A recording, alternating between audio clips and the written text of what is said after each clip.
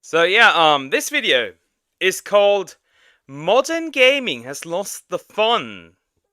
Interesting. Would I agree with that sentiment? Kinda. Kinda. What killed the fun for me when I look at like modern gaming? It is mostly the fact that when I look at like a lot of stuff is like open world games. And like me personally, I am done with open world games. I cannot see any more open world games. They are boring. They are tiring. I don't like to play them anymore. They are just yeah, that's practically what it is. They're tiring. So it's just that I don't know. They are just tiring at this point, and everything is open world. In addition to that, art style has become very like similar in a sense where a lot of like what's the word a lot of games use like a similar realistic art style, and I don't know, but to me it's like having games having a certain art style that's what would I put it too realistic, it turns me off. And obviously a lot of like microtransaction, yeah, a lot of them are pay to win microtransaction. It's just like in general a mess. That's what I would really call it, a mess. But yeah, let's see what easy, which is this channel called Easy, has to say about modern gaming. Why it's no longer fun.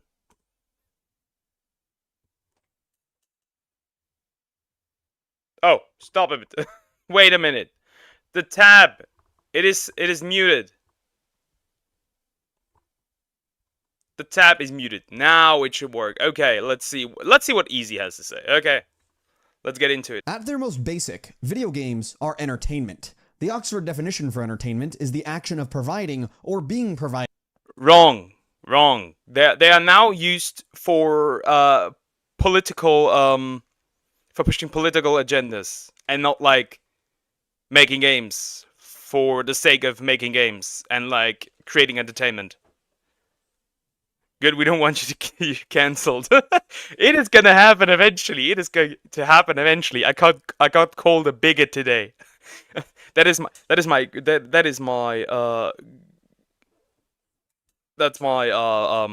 greatest achievement. I got called a bigot for something that is nowhere near bigotry, but okay. Doing well, normal, but that's how it is. Like I like it. Okay, okay, nice. With amusement or enjoyment. So simply put, they are fun. The golden age of arcade games stretched from the late 70s to the early 90s. Things were simple. You had hits like Pac-Man, Asteroids, Donkey Kong, Space Invaders, and the list goes on. All of these games have one thing I would love to experience playing arcade games. I would love to experience that, but here in Germany we don't have that, so it's kind of difficult to like access that. But I would love to see that in common. and like They're plain play old fun. arcades. Original arcade games are built on core game mechanics that are universally fun. Things like dodging, shooting, or timing jumps. These are simple mechanics, but things people just love to do, especially when they're equally challenging and engaging and offer rewarding feedback for doing well. Plus, even with the limited technology back in the day, games were designed to be visually and sonically appealing, with colorful and vibrant graphics, backed by iconic soundtracks and sound effects that offer satisfying feedback. But obviously, video games have evolved since then. They've come a really long way. I have thought, but I completely lost it now. What I wanted to say. Yes, yeah. The reason why video games are so like what is the term, stale? Would I use stale? I think I would use stale. The reason why modern video games are so stale is because they are somewhat what's the word?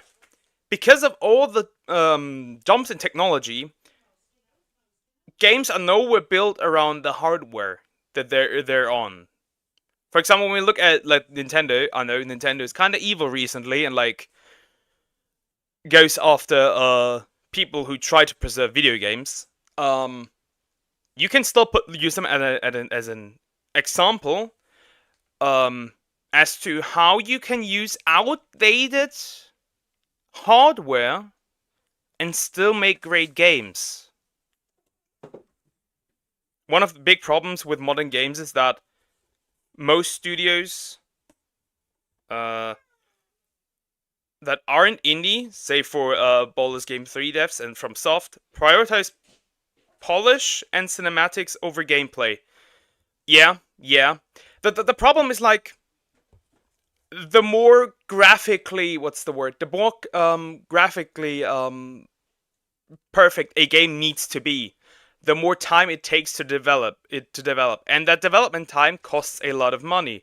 I think the current development time for a game is like 5 to 7 years if you consider like testing and stuff and like collecting ideas. That is simply too long. That is just simply too long. Most of the modern games are so unoriginal. Yeah, but I think that's also due to the fact that there is a lot of games. And you know what a lot of games leads to? A video game crash. And we're gonna have that soon. A video game crash. This is why also Ubisoft is one of the reasons Ubisoft is dying. From just being simple entertainment. We now have games that tell us stories better than movies can, games that can critique society, and games that simply make us think just a little bit more than we do when playing something like Galaga. You don't need the rest of the history. Point is, video games are no longer just mindless fun. They are now their own form of art. Oh, Halo 3. Halo 3 was such a fun game. I don't like shooters, but Halo 3 is such a fun game. I love this game. It is so great. At least Ubisoft is pretty quick on game development and releases, for good or ill. I would actually prefer now if they did take some time and like make the games good, because man, they are on life support. But honestly, if they continue their policy the way they're doing now, good riddance. Art. They can be used to express emotion, tell a story, inspire people, retell history, question existence, anything. Literally anything someone wanted to say could now be done through this new medium, just like you could in any other form of entertainment. Oh, this hurts. Seeing Halo 3 hurts. I want to play the game again. It's so good. Now, I know what you're thinking. How did you click on a thumbnail that has a baddie and a mythical monkey on it, but are now listening to me tell you a very condensed version of the history of gaming? Well, I briefly described that history to you because I want you to think back to those original arcade games, and how they were just plain old fun. That pure, unfiltered fun has always been at the heart of video games, no matter how much the medium has evolved. The core principles of enjoyment, challenge, and reward that made arcade games so fun has persisted. But here's the thing. The industry continues to grow. Budgets are skyrocketing past $500 million. Games take much longer to make. There's more competition, and there's more risk to making a game. As a result, developers are under pressure. Publishers, shareholders, and higher-ups are breathing down their necks every step of the way to make sure their game is being made with an eye on revenue. It's no longer enough to just make any game. For many AAA publishers and developers, it's blockbuster or bust. This pressure leads to many modern games. Then why are indie games thriving? If that were true, why are indie games thriving? Why is Nintendo, all things considered, thriving?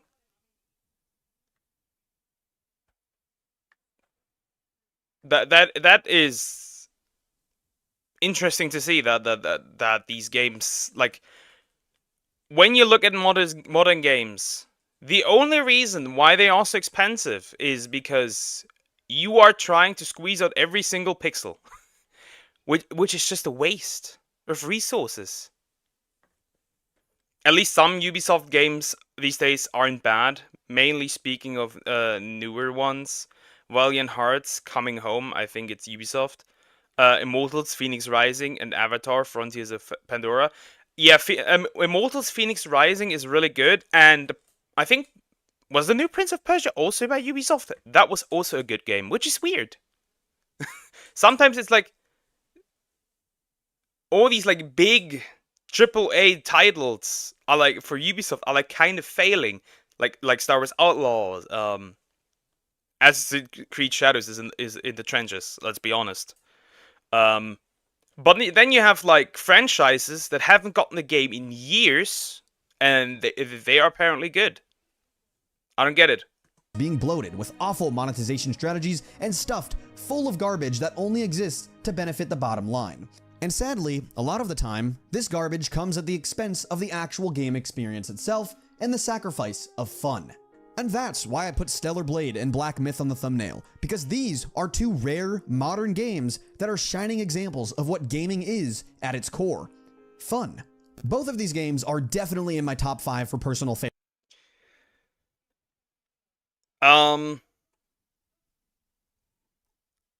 I think, and I might have lost my thought here, but I think with like games like Call of Duty, Madden, the football games, the whatever, the shooters. If you have like, let's say Call of Duty for example, there is a new Call of Duty every 1 to 2 years. Instead of like making just a game called Call of Duty and updating it, there's a reason Black Ops 6 is failing. We can compare it to Sparking Zero. Of course, a lot of people have waited for that game. 17 years, obviously. There's a good reason why it's successful. But it's also a good game. And, like, Call of Duty hasn't really, evolved in, like, years.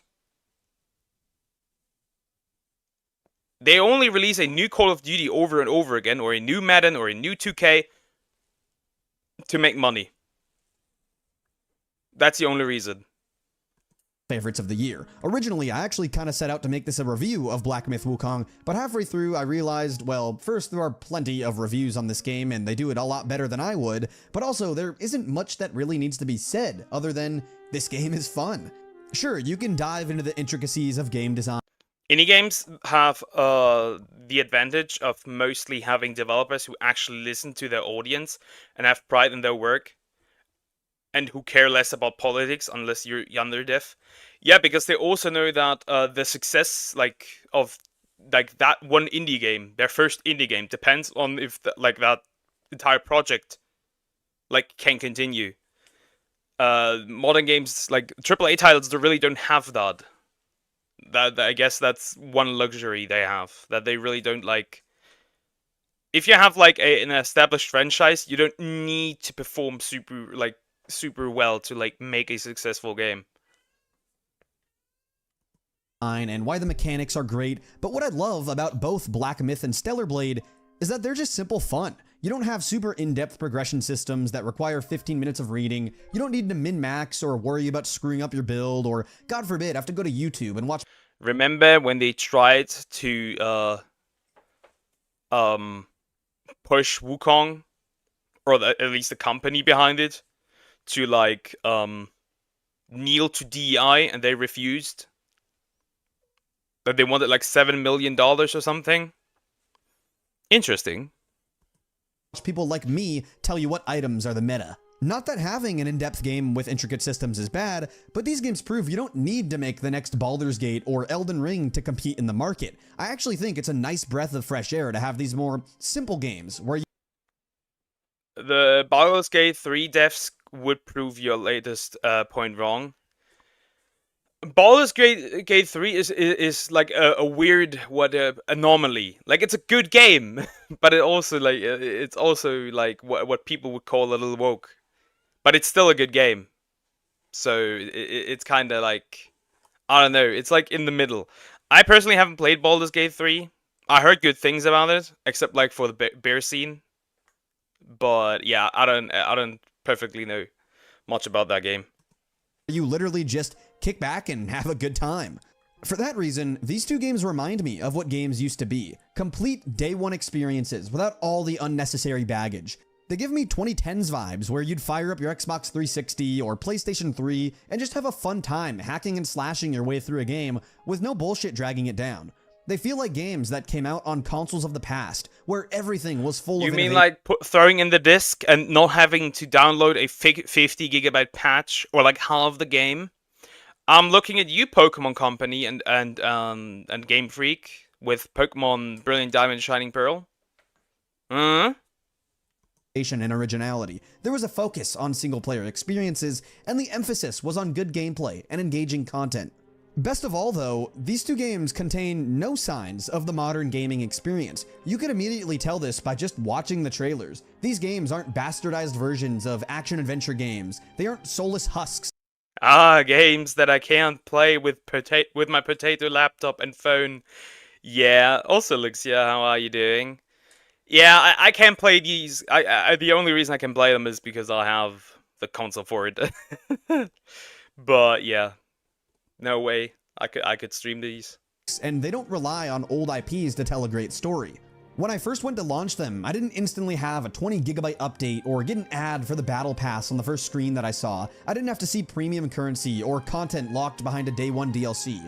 I could just play the game. No worries, no second thoughts, just enjoyment. In fact, I'd go as far to say that games like these are really rare these days. There's a reason these are two of the biggest hits of 2024. Because simple action-adventure fighting games reminiscent of an older... They're good. The real reason why they're also really successful is because there is no competition, really. I would throw in Space Marine 2, because that is a really good game as well. Though I don't know when that video was made, but I would throw that in as well. But there's really no competition between these games this year. I wouldn't really say. Well, there's Sparking Zero, which is also a pretty good game, which you could also throw in. Sparking Zero is also just mindless fun. era that didn't have insane microtransactions and live service in every title are rare. And I'm not saying they're the only of their kind. Of course, there have been plenty of fantastic games that don't have microtransactions or live service, but we'll talk about that later. I'm just trying to focus on... Another good modern game that doesn't suffer any flaws that this video is critiquing is Greedfall. The graphics are a bit weird, but it's still fun. A fun game with interesting lore. I myself am not what I would consider a graphic whore. I don't need like the most modern graphics. I need just a pleasant art style, I would say. A pleasant art style would be great. Isn't there a game by Bethesda that only have the installer on the disc? Like the only file is just the installer, and the real game data is the patch update itself. I don't know. But if that is the case, actually, that's horrendous. First of all, that is awful. If there's one thing gamers should actually push for, it is complete physical media. Not like a disc where there's like half of the game on it, like 2/3 of the game on it, like I don't know, 3/4 of the game on it. The complete game on a disc. And if there's bugs and you need to fix these bugs, you can do that via a patch. But for a game to release, make sure that it has no game-breaking bugs, so everybody who wants to play that game can play it even without internet and without being forced to be always online. I've brought this up before, but Little Big Planet 3 will now not be able to be downloaded via the PSN store. The game is basically gone if you don't have a physical copy, and those physical copies are probably now super expensive. The problem with story-based live service games is that they churn out content at such a rapid pace that if you slack off for even a week, you'll miss the story in some way or other. Yeah. I think that's also... Yeah. I do see your point. That's like a huge problem with like some gacha games where they push up so much content that I just get overwhelmed and I'm not like interested in playing. Very recent releases in 2024. Anyway, both Black Myth and Stellar Blade offer gameplay that is pure fun. The combat is satisfying. Also, you know what's insane? What I have just found out? You can play Final Fantasy XIV. Like the trial version. Forever. Like literally forever. Until level 70. I did not know that. And now I'm intrigued to play it, actually. The games are both challenging but rewarding in all the right ways, and each game is full of content and a complete day one experience that doesn't require expansion packs. What you buy is what you get. On top of that, both games have very simple but fun narratives that aren't complicated to follow, and you can kind of just kick your feet back, casually play, and enjoy the ride, which Destiny 2 really lost me. It's fun. It's fun gameplay and the story's cool, but it just moved too fast to be interesting. I have never played Destiny or Destiny 2, so I can't tell, but I trust that you're telling the truth. Um, yeah, it's just like, if like, let me enjoy the content for a bit, give me a breather so I can like, and I'm not saying like don't release like content at all, like make for like live service stuff, make like fun events, make like fun side stories, all that good stuff, but like main story wise don't push too much. really does remind me of the older era of games. To tie it all together, neither of these games are holding back any punches. They don't care about what journalists have to say, and they aren't worried about making sure they have enough inclusivity and social justice and correctiveness. Not saying these are inherently bad things, more clarification later. The problem isn't inclusivity. The problem is abusing inclusivity to push an agenda. Like I said before, these companies don't push inclusivity or diversity because they actually want to do something good, but because they want to make money. They're in like the cause for like is like money and like greed and nothing more, just more consumers. For Americans. They both caught a lot of criticism for this in the media, but for me and most gamers, we don't care. It's only praise for these great games. Screen Rant infamously wrote that Black Myth Wukong lacks in inclusivity and diversity. This game literally has a monkey as a protagonist, has plenty of women in the supporting cast, and directly draws from... You know why it lacks inclusivity? Because it doesn't have like the typical standard Western movements in it, and it's just like probably it's just good written like characters and nothing more. Chinese folklore. I genuinely have no idea what more in the inclusivity and diversity department they're looking for. Similarly, an IGN writer realized that Stellar Blade had nearly an all-women cast, so naturally he had to find a different way to complain about social issues. My only guess is that he spun a wheel of complaints and it landed on attacking how the female characters looked, saying that Eve from Stellar Blade, quote, looks like she was designed by someone who's never seen a woman. I remember that. I remember that. I remember that. Funny how the same people that say they have that like these developers never seen a woman. Look at like Ubisoft characters, or like general Western style characters for women. This is not what a woman looks either. No woman, like, well, not no woman, but I think 98% of women do not have that man chin, like that Thanos chin. I'm 100% sure of that. If game devs really want inclusivity and to teach respect and all the other grandstanding they're promoting, first rule of thumb should be respect is earned. Yeah, you know what? It's interesting to see how they're pushing diversity always just in a modern Western setting. If you realize that there has been almost no games that play in Africa, you realize that that what they're pushing is just nonsense. If you like really wanted to, for example, to make a game where you push like the history of black people, why not make a game about Africa? If you really wanted to push diversity, why not make a game about Native Americans? See, even indie devs managed to make a game that just takes lore of Native American and puts it into a game.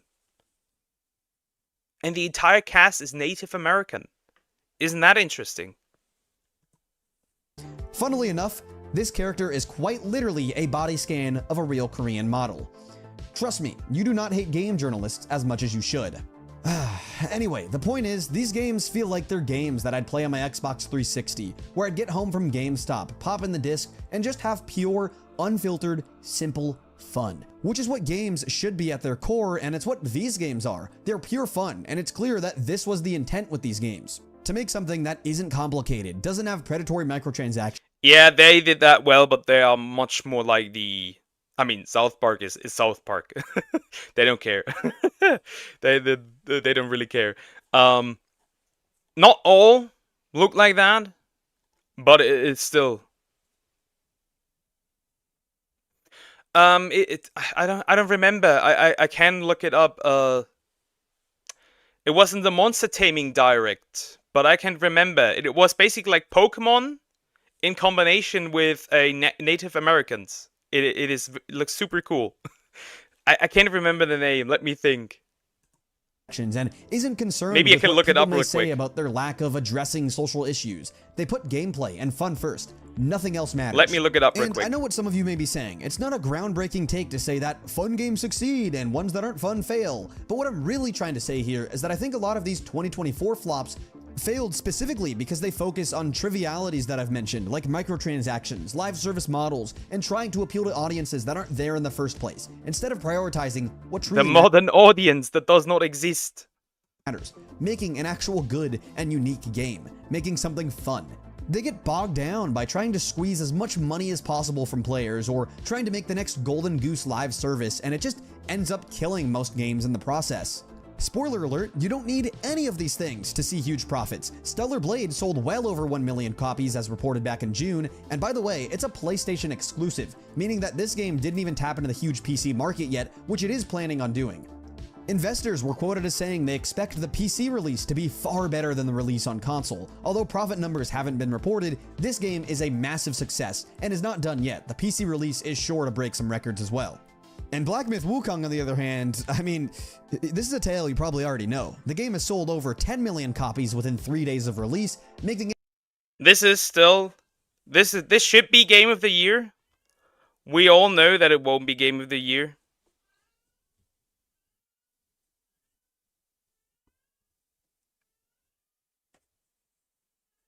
Okay, so the game is called 2P, The Legend of Arariboya, if I pronounce that well. I think just 2P would probably appear on Steam if you were to look it up. I think that if you looked it up on Steam, you would probably find it. Creatures of Ava. I just had a light bulb. Yeah, found it interesting. I found it interesting to like look at it, but I don't know. Maybe not my style. I like monster taming games where you can like shiny hunt because I'm a ridiculous shiny hunter. it one of the fastest selling video games of all time, crossing over $450 million in those 3 days alone. It's abundantly clear that both of these games are some of the biggest success stories of the year in gaming. And I don't think it's a coincidence that both of them are basically the same genre of action-adventure fighter that is. Wait a minute, maybe I can find it online.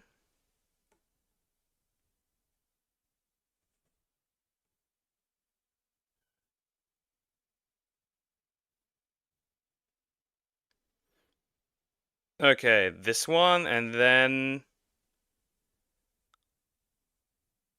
I think I can post it in chat. That's what it's called. That should do it. That should do it. Okay, let's continue. Is reminiscent of 2010s gaming, and both don't rely on shit like microtransactions or live service to make money. It's easier said than done, of course, but in the end, if these companies want to make money like this, you just need to make a game that's plain old fun. Who would have thought? Well, I mean, you'd think everyone, but apparently not, because there are multiple. It is super simple why that doesn't work. Because these people running these companies have never played a game in their life. They don't even know.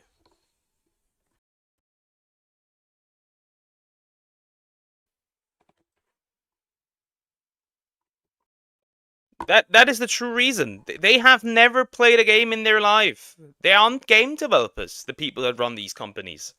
flops from this year that all somehow seem to fall into the same pitfalls that a lot of flops seem to fall into, being corporate greed with microtransactions and live service titles. And just for some clarification, I'm not— And trust me, that will happen with Nintendo too. Because the people currently running the company now aren't game developers.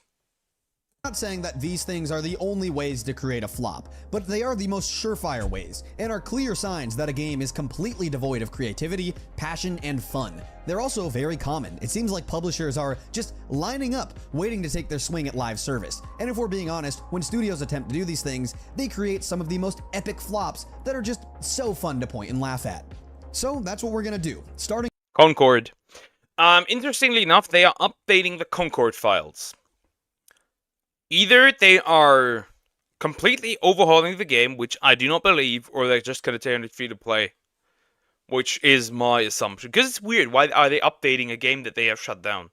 And you know what? Even if that game goes free to play, they're not gonna. Nobody's gonna play it.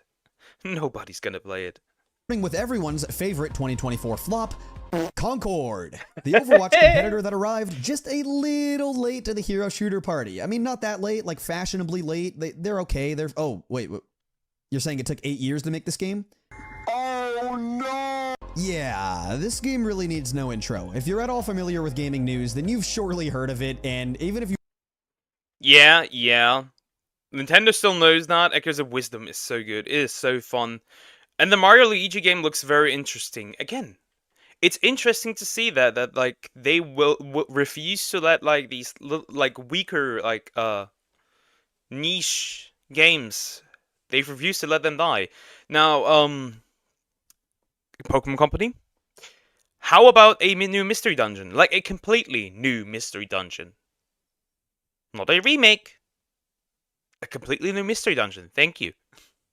If you aren't one to keep up with gaming news, then you've probably seen ads on this game because Sony has done an egregious amount of marketing for it, which is just hilarious thinking about all the marketing dollars they spent on this game, but also a little sad because they've got a fantastic game in Astrobot that they could have spent all this money on, but they didn't, of course, probably because Astrobot is another game that is very reminiscent of older gaming, this time in the platformer genre, which is another genre that is woefully ignored in the current state of the industry.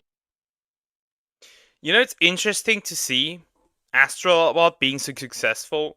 Do you know who was also fairly successful that they let die?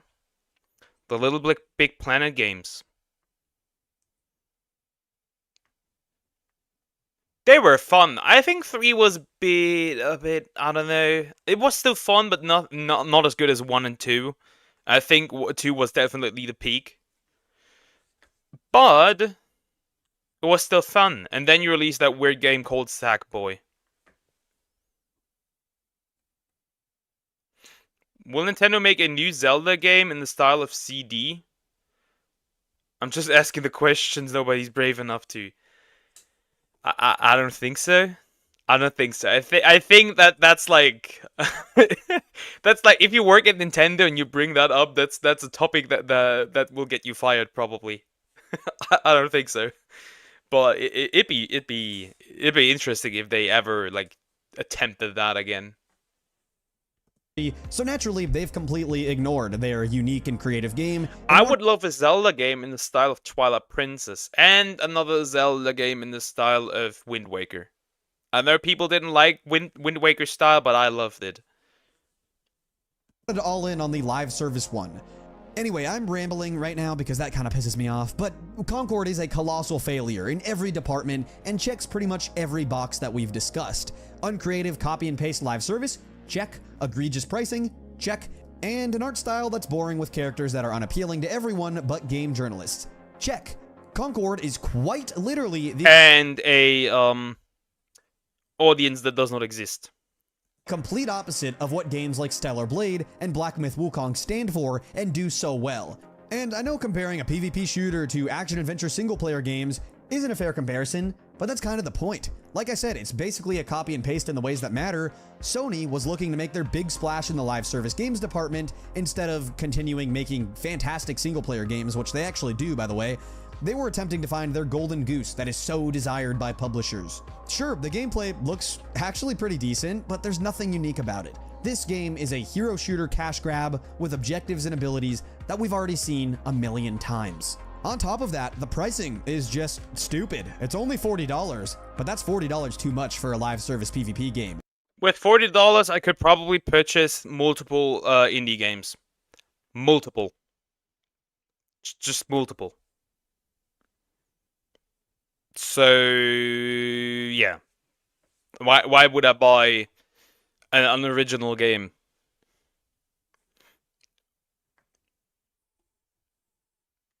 Concord did have one good thing, in your opinion. The fight scenes in the trailer were well choreographed.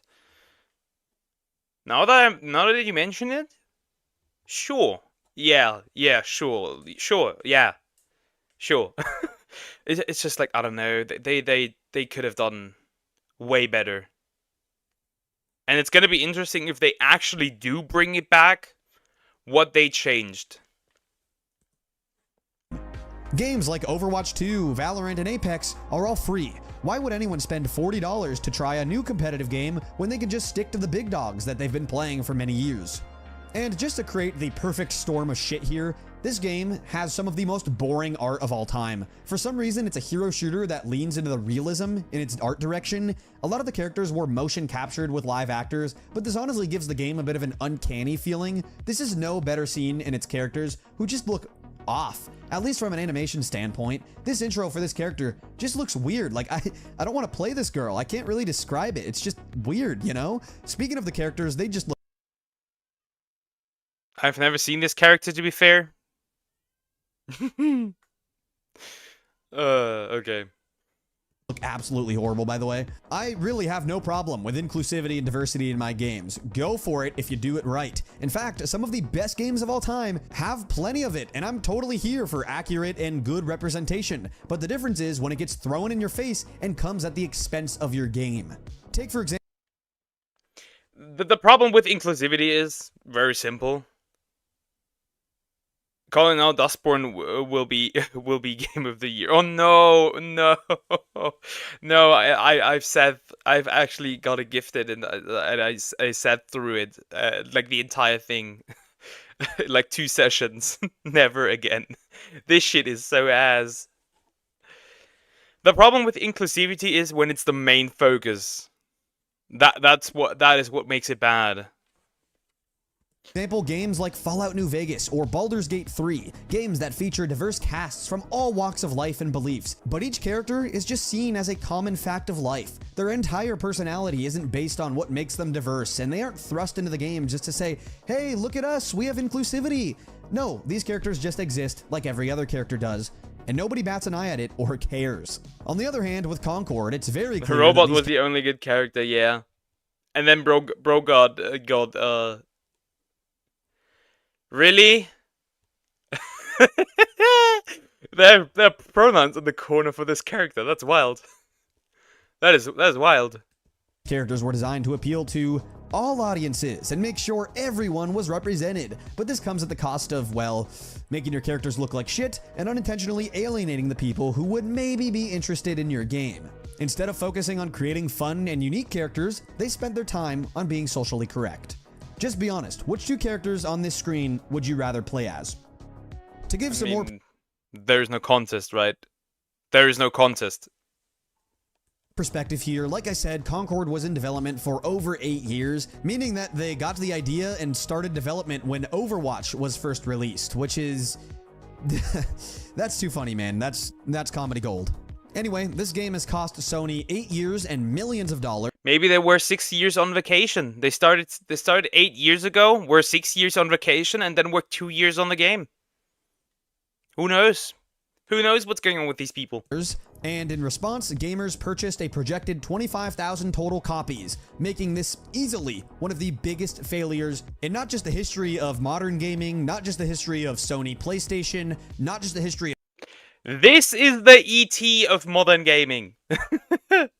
This is the ET of modern gaming. It's like, oh, man. I'm really just sad for the people that worked on this. They probably got like laid off and stuff, and like oh man.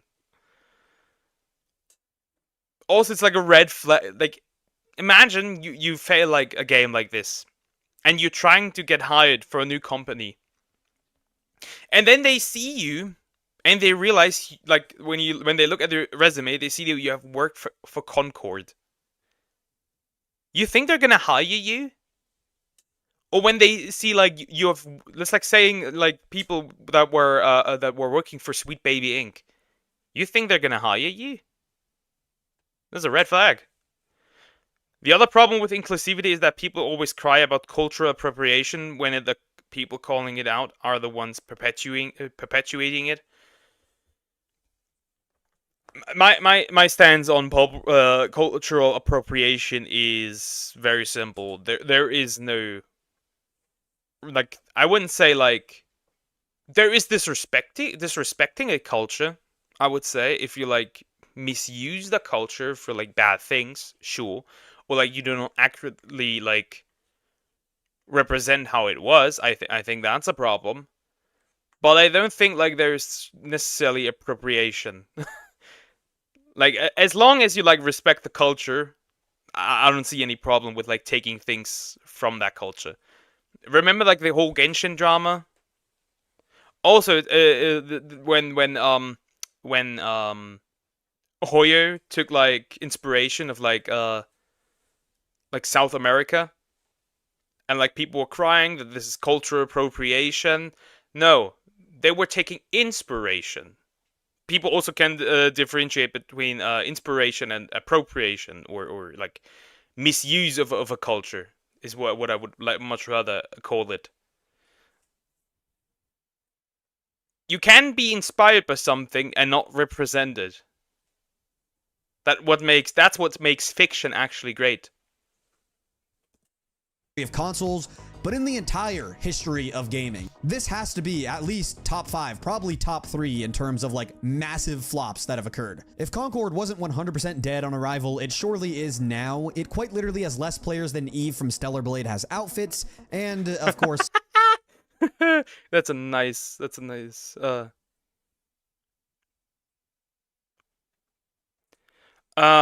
Genshin drama, basically the new region Natlan was inspired by I think South America.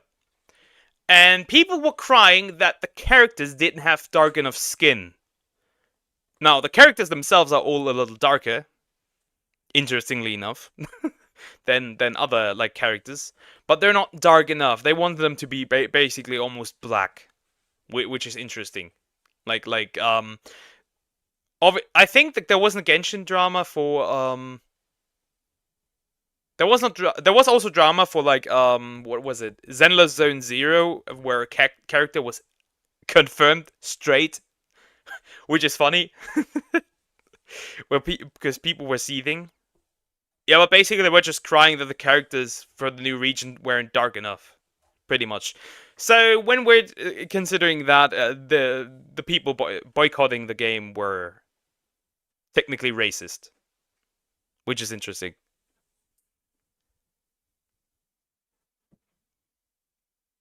But South America and even Africa have white people. Make it make sense. It's also like, just because something is inspired by it doesn't mean it has to accurately represent it. When you look at the first area, Mondstadt, it is basically like inspired by medieval Europe.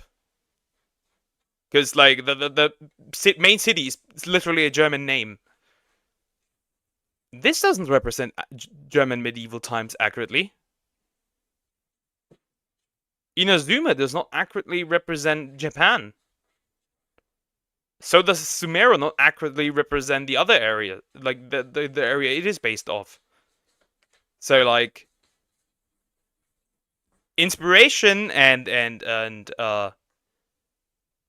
representation are two different things. Sony announced yesterday that the game would be slated to shut down later in the week. This game took 8 years to make, but only 13 days to kill. That is rough.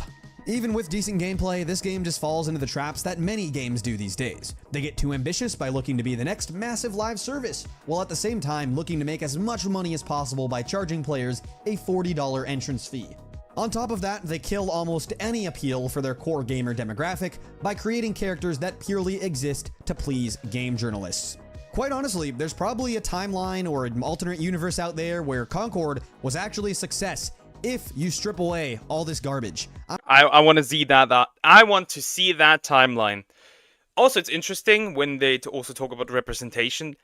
Does Yasuke, or Yasuke, depending on how you want to pronounce him, with his combat music, accurately represent Africans? Because it's Japanese like music, combined with hip-hop, which is kind of racist to apply black means hip-hop. Just food for thought. You know what would have fitted?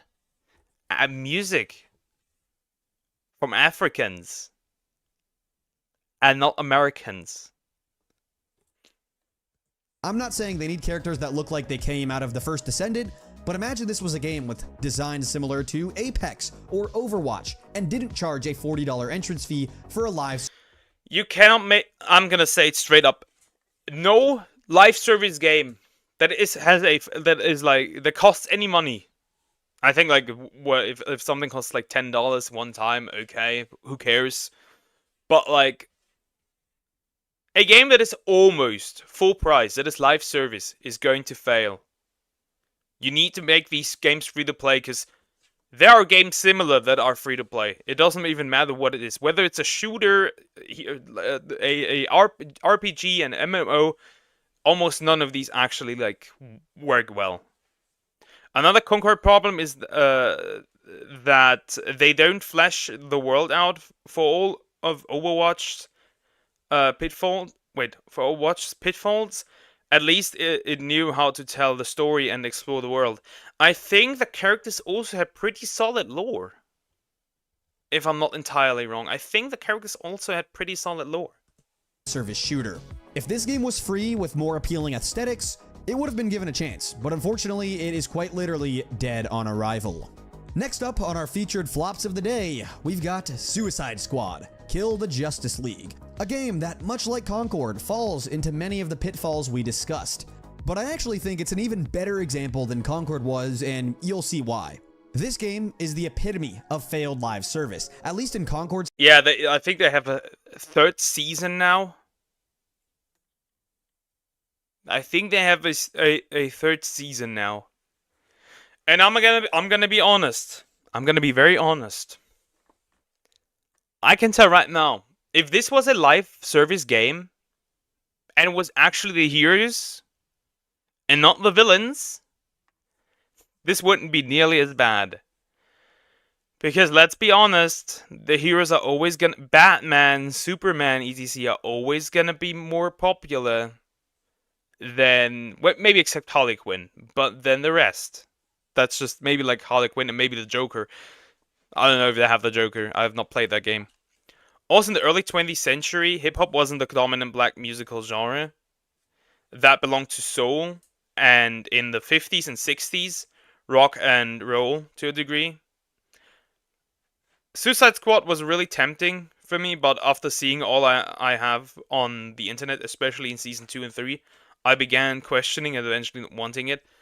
I think they have a Lex Luthor is also popular, I think. Yeah, but a lot of the villain, like the big, I wouldn't say that all villains are like not as popular as the heroes, but overall the heroes are probably a little more popular than most villains, I would say. But like the villains that I have used are kind of like, I don't know. Like, how do you pick a female version, I think, of Mr. Freeze instead of actual Mr. Freeze? The decisions are just weird. case, you could say that being a competitive multiplayer game, they kinda had to be live service, but in Suicide Squad's case, this is coming from Rocksteady Studios, a developer that made some of the greatest action-adventure games of all time. They literally made the Batman Arkham series. Funnily enough, these Batman games are literally the type of games that I think they're also working on a new Batman game. Please let that not fail. Please let it be actually good, because the Batman Arkham games were really good. was thinking of when I said Stellar Blade and Black Myth Wukong had 2010 vibes all over them. Arkham Asylum is highly regarded as not only one of the greatest superhero games of all time, but many claim it to be one of the best games of all time, period. Again, like Stellar Blade and Black Myth Wukong, it's one of those games that were common in the 2010s, where it's just a plain old fun time. Catwoman also moderately popular, but more as an anti-villain. Yeah. Heinrich's friends! Who are you and why are you in my recommendations? Who are you and why am I in your recommendations? Go ask YouTube. Go ask YouTube, my friend. I don't know. Go ask YouTube. The new Batman game is currently called Arkham Shadow, if you're wondering. Okay, okay, I'm interested. Because if that's gonna be a good Batman game, then I'm gonna buy that. Because like these developers, I think it's very simple how you like make these developers change. You don't buy their games that are bad, and only buy the games that are good.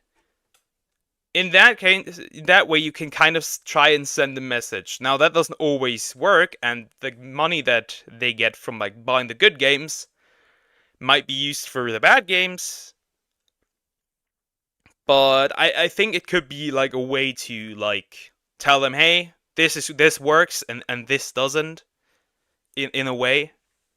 Time. Like Stellar Blade and Black Myth, you have a fantastic protagonist, a fun story, and amazing gameplay backed by simple but fun systems. Not to rehash what I said earlier, but this game doesn't have insane in-depth progression like Elden Ring or the deep RPG features that Baldur's Gate has. It's not anything complicated, it's not over the top, it's just a simple action-adventure beat-em-up. But this game and other games in its series are highly regarded and have been nominated for Game of the Year for a reason. The games from this series are some of my favorite games ever, and I look back on all of them very fondly. They are genuinely probably the reason why I love games like Stellar. If you want a good modern game, I recommend DC Superhero Girls Teen Power. That's bait. That is bait. I do not believe you. Blade and Black Myth so much. Sure, they're very different games, but there's just something that hits different when you can play something that has you so engrossed in the gameplay that you can just turn your brain off and have fun.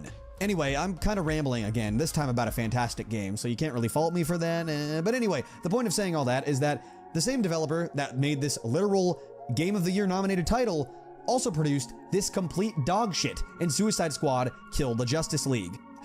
I wonder what happened. Surely the studio didn't want to cash in on the live service train and make a title that prioritizes microtransactions and battle passes over fun gameplay, right? What in the goddamn? There just isn't much that needs to be said here. Also, there were some weird scenes with Harley Quinn calling a child Poison Ivy fun-sized, which was kind of weird. And my Minecraft horses can go through fences. I hate when it happens. Like, you build a fence in Minecraft and then the animal's gone. And you're like, where did you go? In fact, you're not baiting? I have it and it's actually pretty fun. For how simple it is. I don't know if my tone is genuine to you, but I'm trying to be genuine. Hey, I might look it up. Sounds fun. If it's actually genuinely a good game, I might look it up. Suicide Squad Kill the Justice League has gameplay that is mid at best and sells a live service microtransaction-filled title for $70. It is no more clear than this game here that the industry is just going in a bad direction. Sure, Call of Duty can get away with selling $70 games with battle passes, but that's because they've always been kind of a scummy franchise when it comes to pricing and microtransactions, and they know they can get away. Until they got beat by Sparking Zero. And not just the standard edition of Sparking Zero, not just I think not just the second edition, the second that is expensive, not just the ultimate edition, but all three individually. That should tell you something. If one of the most successful shooter franchises loses to an anime arena fighter, a good anime arena fighter, but still an anime arena fighter. With that because their player base is mentally ill and will buy whatever slop is thrown on the table. Although I actually Damn. Call of Duty players catching strays. Yeah, I don't know why Call of Duty players buy the Call of Duty games over and over again. They do not learn. They really just do not learn. They are literally just turned into what I would call like they're just mindless cattle that just consume and wait until next product releases so they can consume. We need more Spec Ops and less COD. The generation need war trauma. You know what I really liked as like a kid? Medal of Honor. Medal of Honor was really fun. I loved that game. Medal of Honor was so good. What was also really good as like shooters was the Resistance series, like on PlayStation. I played 1, 2, and 3, and I think the one on the PSP. Man, this was just mindless shooting alien fun. Nothing more. This was such a these games were so good. Killzone was also really good, except for Shadowfall. That one was kind of like not terrible, just mid. I wish they would have continued the story of 3 and just instead of like I don't know, take the characters from 3, man. Metal Gear Solid is also pretty good, yeah. You're playing Minecraft right now? Yeah, I really want to get back into Minecraft. It's just too many features. You know what Minecraft needs is like the ability to turn off certain features for like at least for like the console version. I would love that. And you had to delete it, that's right, to go back and fix this stuff. Oh my god. Wow. Wow. Wow. actually think Black Ops 6 isn't too bad, at least not yet. Maybe I'll make a video on that, so subscribe and hit the bell and stuff. You know, the drill. Whatever YouTubers say, go do that. It would help a lot. I think it just sucks, like you work on something all day and then it doesn't work or it doesn't look the way you want it to. That sucks. That really sucks. And I can't just switch engines. I had spent so much time learning Godot and a bunch of features. Wow. Thanks. Anyway, yeah, this game is just the perfect example of corporate greed and throwing trash on gamers' plates and hoping they'd eat it. They hoped that by placing this game in the Arkham universe and using a beloved IP that they would get away with pricing this thing at $70 and releasing battle passes and overpriced skins. Honestly, gamers should be There's really mid skins on the new Diablo game for 26 euros, which roughly translates to almost $30 around there. Yeah, that's how bad it has gotten. I just worked so hard on it, rarely rage quit and smash things. Today I did because I worked so hard on it. Still, bro, don't give up. Keep working on it. Do not give up. You know, even if you fail, continue. Don't give up.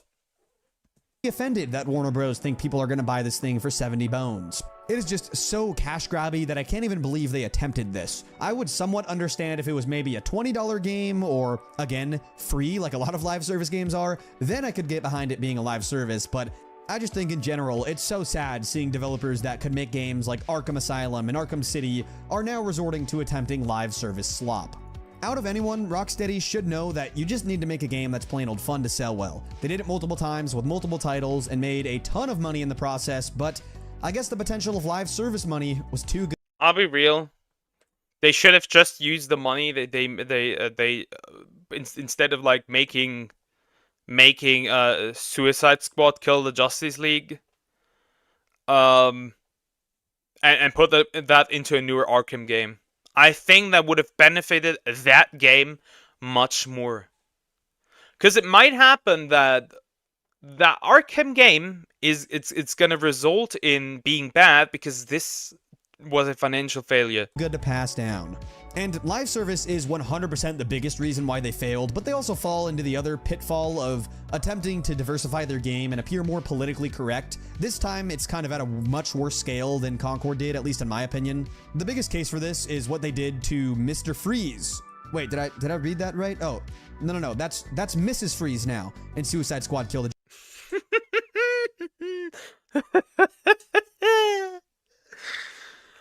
Why couldn't you have just picked Mr. Freeze? Why? Man. Justice League. Sorry, my bad. They also did a similar thing to Harley, where they took a character that looked like this in the original games and turned her into this, which isn't that big of a downgrade, but like still, why? And That's kinda still a downgrade, bro.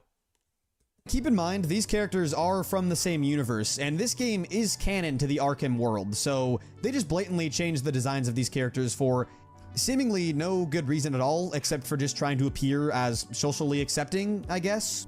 But yeah, all that stuff isn't really a big deal. This game shits on the original Arkham universe in many other worse ways. It's not just this, and honestly, even without this stuff, this game was doomed to fail. There was just no way this was gonna work. But yeah, the result of putting fun on the back burner to prioritize making money through live service has, like in most cases, caused this game and this developer to fall flat on its face. Sadly, Rocksteady has recently begun layoffs due to the failure of this game, and that's probably not something they ever had to do when they were making the Arkham games. Sorry, that's not funny. People lost their jobs. Oh, and Warner Bros. Is basically throwing them under the bus, saying, And that's the sad part about the entire thing. When these companies fail, it's not the higher ups getting punished for it. It's the lower like worker.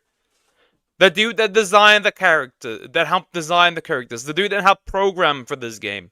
They're gonna get fired. No, not the dude who had the idea to make like this a live service game or like not make it free or anything. And my dumb thought it would be a good idea to smoke a 150-gram vape after doing all of that for the first time. I'm sick of shit. I mean, that's kind of your fault. That's kind of your fault. But I can understand I can understand how stressful this could be. that this game caused a 41% loss in video game revenue, but I kind of get the feeling that Warner Bros. Was probably the reason they even had to make this game in the first place, so ouch. Alright, enough talking about Suicide Squad. Point is, there have been plenty of 2024 flops. Quite honestly, there are probably more. I know a VTuber who was in like for a while just sitting there, a chick just streaming fishing in Stellar Blade. It was kind of interesting to see. Just a girl playing Stellar Blade and fishing. More flops than there are victories in the gaming industry these days. Lots of games come out and are either dead on arrival or fizzle out and get forgotten about, probably due to live service. But rather than going over every individual failure this year one by one, which would just take forever, let's just speedrun this a bit and fire off some of the bigger names that you'll definitely recognize in recent years, just to prove my point a little better. First up, Fallout 76. While it did do commercially well and has actually made a bit of a resurgence in recent times, the game received criticism from fans as it brought the live service model to the beloved Fallout IP, of course including exploitative microtransactions. This made for an experience that was significantly worse than what is expected from the Fallout series, attributed to the fact that it was live service. Anthem, another live service that included microtransactions. I think Fallout 76 is now not that bad anymore. I think I could be wrong, but I think it's fine now. Anthem, like, we don't talk about that. That was a huge failure. That was an incredible failure. And ended up not delivering on its promised dynamic gaming experience. With content that is shallow at best and poor sales, the game was both a commercial and critical failure, leading to the live service being shut down just 2 years after. Wasn't there also a lot of bugs for that game? If I remember correctly? Release. Marvel's Avengers. Much like the Suicide Squad, this was a title that could have very easily and should have been a fully fleshed out single player experience, but they ended up going the route of aggressive monetization and live service, leading to the game being pulled from digital storefronts just 3 years after release.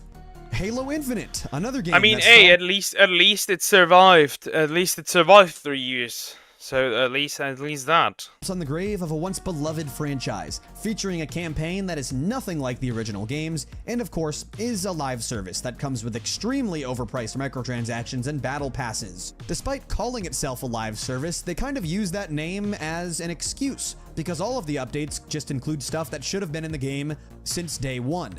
So they kind of use the live service title to just pump out new skins and battle passes. Look at what they did to Halo. Look what they did to Halo.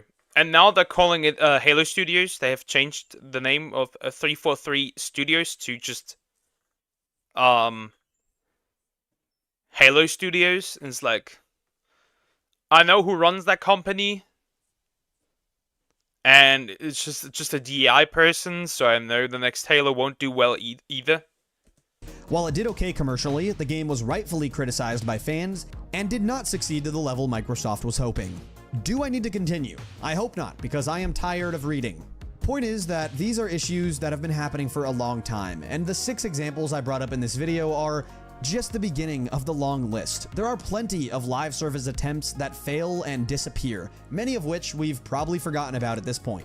While I do think a ton of games are flopping, dying quickly, or even just getting straight up canceled these days, that is... I think that if you want to make a live service game, it has to excel on something that another live service game is doing worse. You just have to make a better game. And like, it's not like difficult. You have the competition. You can look at the competition. You can analyze what makes these games successful. And then you can start looking, how can you make your game successful? And I don't think like these people really look at like they're like competitors. Because if they did, a lot of these games wouldn't have failed. Isn't to say that modern gaming as a whole isn't successful. There's a reason that the industry is the biggest it's ever been and continue to grow every year. I also don't want to make it seem like that I think live service can't succeed. Of course it can. It's very clear that the biggest games in the world are live service, and the ones that make the most money are, again, live service. But the reason I make this video and peak gaming, true and real. I mean, just look at. A lot of people don't like Fortnite, but look at Fortnite. Look at PUBG. All live service games. Argue against those things is because companies are and all of the chemical elements. Again, I did not know that. That's very interesting to know. Forgetting about what gaming was in the past. Games before live service didn't need these gimmicks to make a banger of a game and make billions of dollars. Stellar Blade and Black Myth Wukong are perfect examples. They aren't game changers, and they're not going to shake up the entire industry like Elden Ring or Baldur's Gate, but that's why I love them as examples. You don't need to make the new mega game that's the greatest thing of all time. You can also take just Space Marine 2. You can also take Sparking Zero. There's not much to say here. But you also don't need to resort to live service trash to make money. You can just aim for good. They don't have to be the best, just plain old fun. Like I said earlier, I really do think games of this caliber are becoming more and more rare in the landscape. I'm not saying they don't exist. I am fully aware of games like Ghost of Tsushima, Shadows Die Twice, Nier, Bayonetta, Devil May Cry, and the list goes on, but they're becoming increasingly harder to find, and the wait seems to get longer and longer between getting genuinely great and creative games. I really want to clarify that there are a ton of other massive bangers out there, of course, like Elden Ring and Baldur's Gate. I keep mentioning those, but I'm really trying to steer clear of those as examples because those games are on a level of their own, and I think it's unrealistic to ask developers to make games of those quality. Being like, hey, everyone, go make your rival to Red Dead Redemption 2. Good luck. Yeah, that's not happening. But it's not unrealistic to ask for games akin to Stellar Blade and Black Myth. Case in point, Rocksteady Studios literally made the Arkham series. They have the potential to do it, but they currently just want to aim for live service, much like a ton of other developers and publishers in this space. I understand why it's become this way. With the cost of games these days, companies have to do all they can to win players over and keep them spending. But I really do hope that the massive success of Stellar Blade and Black Myth can spark some change. Then cut down on the bullshit. Really, just cut down. Just focus on making a game, and nothing else. No pushing agendas. No weird marketing strategies. No whatever expenses are useless. No squeezing out every little pixel so it can be a little bit more graphically appealing. Focus on art style instead. That's really all it is. Gamers vote with their wallets, and it's exactly what they've done with these two games. There is a clear demand for simple titles like these. I hope that publishers and developers look at these games and realize that they don't need the live service gimmick to make a fortune. They just need genuinely fun games. We want to return to what games used to be, and combining that with the innovation and technology of today, I'm confident that the best is ahead. We may have to go through 100 more live service flops, but I think eventually we'll end up on the right side of things, because fun has always been at the core of gaming, and in the end, fun wins. My name is Easy. Thanks for watching the video all the way till the end. If you enjoyed it, drop a like, and if you want more content like this, hit the sub button. Until next time, take care of yourself. See ya. At their most basic, video games. Okay. That was a good video, first of all. That was a really good video. Also, I agree with a lot of things he had said. In general, I just think that if you have nothing to add to make a live service game better than its competitors, don't make a live service game.